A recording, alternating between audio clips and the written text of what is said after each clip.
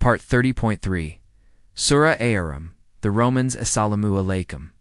Welcome back to Sufi Essence with Hammad Syed. We now elevate our discourse from the temporal lessons of history and the moral warnings against spiritual heedlessness to the absolute, eternal reality that awaits all of mankind, the Day of Judgment, Yawm al-Qiyamah. Having established Allah's unparalleled power in managing the affairs of the transient world, power evidenced by the prophetic victory of the Roman Surah, Ar-Rum now shifts to demonstrating his paramount power over the final, inevitable destiny of all creation, the power of recreation. This section, spanning verses 11 through 15, paints a stark and inescapable portrait of the coming separation, a judicial division based entirely on the choices and spiritual investments made during the brief sojourn in the worldly life. It is a powerful, dramatic narrative designed not merely to inform the intellect, but to profoundly awe the soul, forcing the listener to recognize the cosmic weight of their fundamental decisions regarding faith and action. The verses emphasize that the power that initiates all life is the very same power that will definitively resurrect and judge all life, affirming that the ultimate truth is not found in the fleeting alliances of empires, but in the final, uncompromising justice of Allah. This is the ultimate confrontation between the illusion of worldly power and the certainty of divine sovereignty. The transition here is a masterstroke of divine rhetoric, moving the focus from external geopolitical validation to internal, existential accountability, thereby placing the burden of responsibility squarely upon the shoulders of the individual soul. The profound philosophical implication is that if Allah can manage the rise and fall of massive, complex empires, surely the final judgment of finite human beings is a matter of utter simplicity for the exalted Lord of all dominion. The inevitable recreation and the absolute judgment, Kanzel Aman. Quran, Surah Ar-Rum, the Romans, chapter 30, verse 11. Allah originates the creation, then he will repeat it. Then to him you will be returned. This short, majestic verse serves as the theological foundation for the entire concept of the resurrection and the Day of Judgment. It employs a simple three-part argument based on the absolute nature of Allah's power that should entirely dismantle any doubt regarding the hereafter. The first premise is a statement of undeniable observable fact, a truth etched into the very fabric of existence. Allah originates the creation, the complex, spontaneous, and perfect existence of the universe, of life itself, and of every single human being. It's a clear, unassailable witness to the primordial, non-contingent power of the Creator. It is an argument of immediate intellectual compulsion. If Allah created something from nothing, ibitid, surely the subsequent action of recreation must be logically and infinitely easier for him. The initial creation from formlessness, from non-existence, is the ultimate miracle, making the recreation from existing, though scattered, matter a certainty guaranteed by divine omnipotence. The power of ibtid initiation necessitates the possibility of iddi, repetition. The second premise follows logically, rooted in the perfection of the divine will, then he will repeat it. The act of recreation iddi is not a struggle for Allah. It is simply the repetition of an already accomplished miracle, a necessary component for the completion of the divine cycle. This refutes the foolish argument of the disbelievers who were fixated on the visible, temporary dissolution of the body. How can dust and scattered bones be brought back to life? The answer, as profound as it is simple, is that the power which created the bones from non-existence in the first place faces no difficulty in reassembling and reviving them, for all matter and energy remain utterly within his command and knowledge. This principle is a profound reassurance for the believer. The end of all things is not dissolution into chaos, but a return to the perfect order of the divine plan. The physical world's termination is merely the prelude to its majestic reinitiation.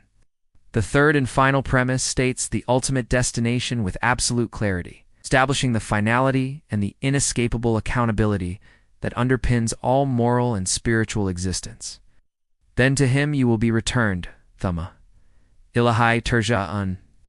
This return is not merely a physical recreation, it is the submission of every single soul to the final court of Allah, where all human endeavors, hidden intentions, and manifest deeds will be weighed and justly recompensed.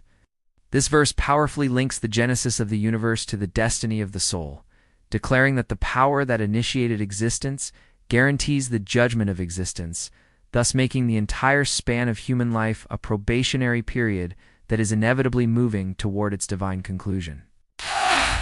The cyclical perfection inherent in creation and recreation is a sign for those endowed with IME to comprehend the transient nature of their current existence. Kanzel, Iman, Quran, Surah Ar-Rum, the Romans, chapter 30, verse 12. And on the day when the hour will be established, criminals will be plunged into destruction with despair.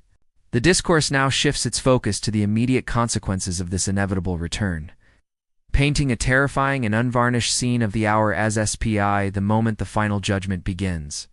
On this day, when the final moment is established and the trumpets sound, a clear division will occur, and the fate of one group is described with stark clarity. The criminals will be plunged into destruction with despair. The term criminals refers specifically to those who committed the ultimate crime ijram against their own souls. Shirk associating partners with Allah, the willful denial of the resurrection, and the subsequent continuous wronging of themselves through sin, oppression, and spiritual heedlessness, as vividly discussed in the previous section. They are those who actively subverted the truth and chose corruption. The spiritual state of these criminals is described by the powerful, singularly used verb, yublisu, which conveys a sense of profound, absolute despair, iblis, and crushing speechlessness. It signifies a complete, irreversible shattering of all hope, a state of utter, helpless perplexity, where they can offer no excuses or arguments.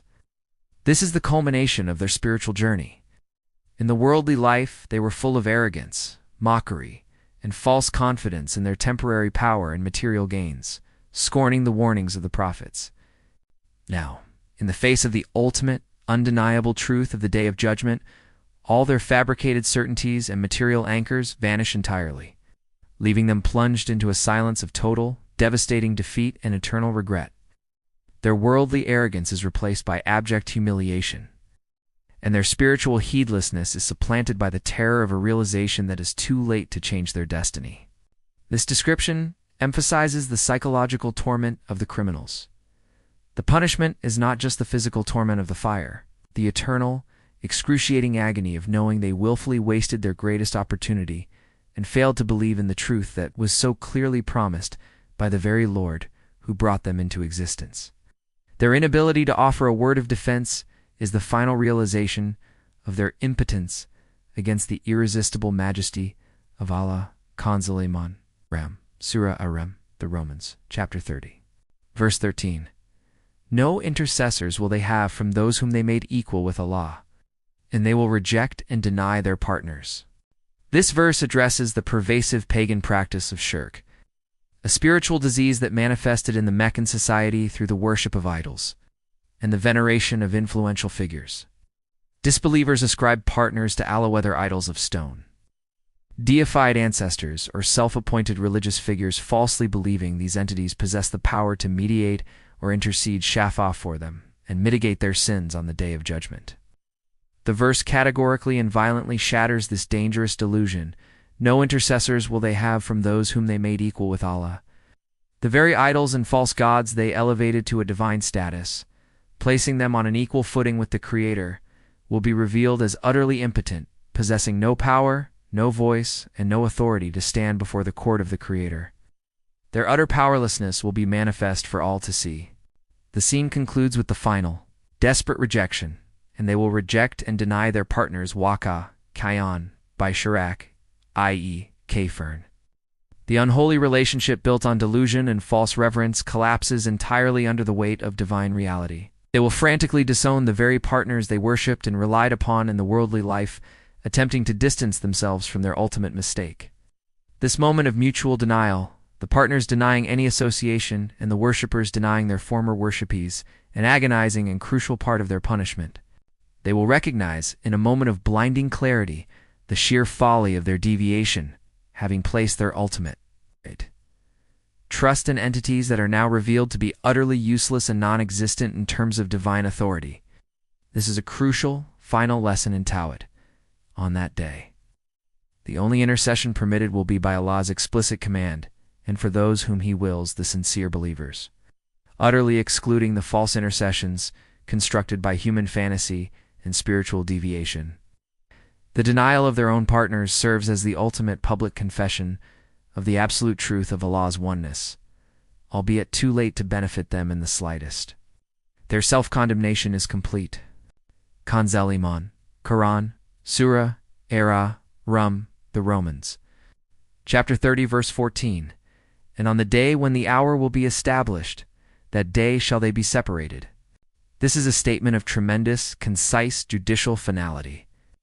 After the initial shock of the hour, the despair of the criminals, and the failure of false intercessors, the ultimate definitive action takes place. That day shall they be separated. The word separated implies a total, permanent, irrevocable judicial division between two distinct and fundamentally opposing groups. Those who submitted to Allah's truth and lived according to their ilm, and those who arrogantly rejected it and remained entrenched in ghafla heedlessness. In the worldly life dunya, there was often a confusing, intricate mixture. Believers and disbelievers lived side by side, sharing markets, lineages, and conversations. The outward form of unity often obscured the radical, internal division of their beliefs and actions. But on the day of judgment, all superficial, temporary associations, be they family or business, will cease. The separation is not merely spatial, one group to paradise, one to the fire, but existential and moral. The true, underlying nature of each soul to faith emin, or the disbelief kufr that was secretly harbored in the kalb, will be made absolutely manifest. Not the two realities will be utterly, permanently divided. This separation is the realization of the absolute justice of Allah, where every individual receives the consequence perfectly tailored to the core essence of their being and the choices they fundamentally made in their probationary life. This is the moment where the spiritual reality of their life's work becomes their eternal habitat. The internal state is transformed into the external environment. Kanz Iman, Quran, Surah Ar-Rum, the Romans. Chapter 30, verse 15. Then as for those who believed and did righteous good deeds, such shall be honored and made to enjoy a luxurious life in a garden of delight. Following the description of the criminal's crushing despair and final separation, the verse now describes the magnificent and glorious destiny of the opposing group. Then, as for those who believed and did righteous good deeds, this establishes the twin condition for eternal felicity. A dynamic synthesis essential for success, true faith emin, which is the internal conviction and certainty yakin, and its outward manifestation through righteous deeds agliti. Faith is the root, the foundation of certainty and intention, providing the spiritual voltage. Deeds are the fruit, the external proof of the sincerity of that internal submission, channeling that voltage into action. Neither is sufficient without the other. The internal state must be reflected in the external commitment to divine commands and ethical conduct. Their reward is described with words that convey profound honor, ease, and transcendent pleasure. Such shall be honored and made to enjoy a luxurious life in a garden of delight. The term roka refers to a lush, fertile, and beautiful garden, a place of natural and spiritual perfection. The verb yubarn carries the exquisite meaning of being made happy, delighted, and supremely honored with extreme, effortless joy and ease, residing in the utmost luxury, serenity, and boundless favor. This state is the direct inverse of the criminal's despair and destruction. Their reward is not merely survival. It is an active state of perpetual honor and bliss, a culmination of their spiritual journey, and a return to the perfect state of communion and proximity to the Creator. This verse provides the ultimate motivation for the struggle against heedlessness and sin, affirming that the disciplined, faithful investment in the temporary world will yield an immeasurable and eternal return in the garden of delight. The soul finds its ultimate rest and completion, achieving the state of baka permanence in the eternal presence of Allah. Hadith. The ultimate division on the day of judgment, as detailed in these verses, is based on the quality of a person's faith emin and their commitment to righteous deeds, agli, t. The core of righteous action is always based on the purity of intention and the depth of inner sincerity, a concept central to the Sufi path. The Prophet Muhammad, peace and blessings of Allah be upon him, taught, the reward of deeds depends upon the intentions, and every person will get the reward according to what he has intended. So whoever emigrated for the sake of Allah and His Messenger, his emigration will be considered to be for Allah and His Messenger. And whoever emigrated for the sake of a worldly gain, or a woman to be married, his emigration will be considered for what he emigrated for. Sahih al-Bukhari 1, the Book of Revelation. This hadith is the foundational axiom that explains why the separation on the Day of Judgment is so absolute. Since the two conditions for paradise are eman and agliti, faith and deeds. This teaching reveals that the true value and eternal consequence of the deeds is contingent upon the intention niyyah. A deed may look righteous in the here outer appearance of the world, like the act of emigration hijra mentioned, but if the underlying intention is for a worldly gain like money, or a base desire like marriage, and not for the pleasure of Allah, its slick spiritual trajectory is fundamentally corrupted. On the day of separation, when all secrets are revealed, the intentions will be laid bare. Those who believed and did righteous deeds with sincere, pure intentions for Allah will be among those honored and made to enjoy a luxurious life, while those whose deeds were corrupted by hidden motives and the love of the temporary world will find their efforts nullified and themselves plunged into despair. This hadith underscores the spiritual principle that the Kaaba heart is the ultimate battlefield, and the purity of intention is the indispensable element that guarantees the eternal success of all outward actions, making Niyyah the true divider between the inhabitants of the garden and the inhabitants of the fire. Let us now supplicate, drawing from the profound lessons of these verses, asking Allah to grant us a deeper understanding and to guide our every step. O Allah, Ar-Rahman and Ar-Rahim, we submit to your perfect power, affirming that as you originate the creation, so will you repeat it, and that to you we will be returned for the final accounting of our souls. We seek your profound mercy and protection from the ultimate despair and humiliation of the criminals on the day when the hour will be established, and we beg not to make us among those who deny the truth or rely upon false intermediaries who will ultimately fail to intercede. Grant us the sincere faith and the consistent commitment to righteous good deeds fueled by pure intention, that we may be utterly worthy of your pleasure and the supreme honor of your divine proximity. On the day when all humanity will be separated, count us among those whom you have shielded from all terror, and grant us entry into the garden of delight, where we may enjoy a life of eternal luxury, serenity, and ultimate reunion with the righteous and the prophets. Purify our hearts from all vestiges of shirk and hypocrisy, making our innermost being perfectly aligned with our outward devotion, so that we may never reject or deny the truth in the final moments of reckoning, and make our actions reflective of the sincerity of our internal yaqin in your absolute truth. May Allah illuminate your heart and mind with the light of this divine ilm. May He make your channel a beacon of guidance for all who seek spiritual clarity and truth.